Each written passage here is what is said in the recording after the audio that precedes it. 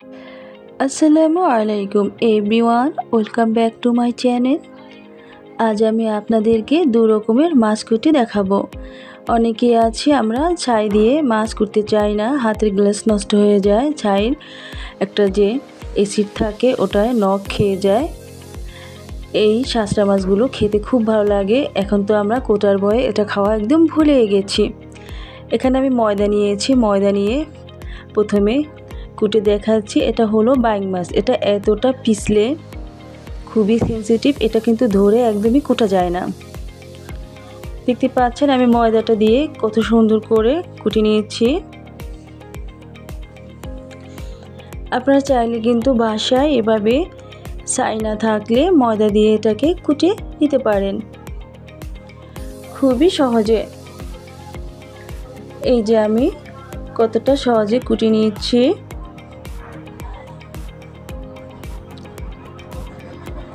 দুপাশ থেকে কাঁটাটা ফেলে দিয়ে পেটটা চিরে মাঝখান থেকে পেটের ভিতরে যে ময়লা আছে সেগুলো বের করে নিচ্ছি। নেক্সটে আবারও আর এক রকমের কুটে দেখাচ্ছি। এটা হলো কাঠের গুঁড়ো। এটা যে কোনো সমিলে যারা কাঠের কাজ করে কিংবা কাঠ দিয়ে কোনো কিছু তৈরি করে তাদের কাছে এই গুঁড়োটা কিন্তু পাওয়া যায়। এটা দিয়েও খুবই সহজে মাছটা কুটা যাচ্ছে। এতে করে হাতের গ্লেসও নষ্ট হবে না, স্কিন কালো হবে না, মাছটাও কিন্তু কালো হয়ে যাবে না। একদমই সূক্ষ্ম এবং সুন্দরভাবে কিন্তু কুটা যাচ্ছে। আমরা মেয়েরা বিশেষ করে একটু শৌখিনী থাকি, সবাই ময়লা আবর্জনা ধরতে পছন্দ করি না। দুপাশ থেকে কাঁটাটা ফেলে পেটের ভিতর থেকে ময়লাটা কিন্তু বের করে নিলাম। দেখতে পাচ্ছেন আমি দুটি উপাদান দিয়ে কতগুলো মাছ কুটে নিয়েছি খুবই সহজে। এই মাছগুলোকে এখন সুন্দর করে ধুয়ে পরিষ্কার করে নিব। আপনাদের কাছে এই প্রসেসটা অবশ্যই ভালো লেগেছে।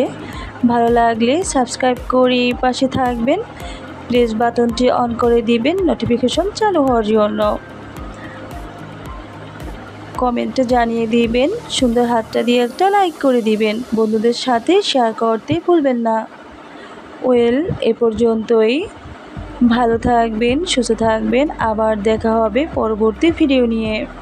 দেখতেই পাচ্ছেন এরই মাঝে কিন্তু মাছটা আমার পরিষ্কার করে ধোয়া হয়ে গেছে। আল্লাহ হাফেজ।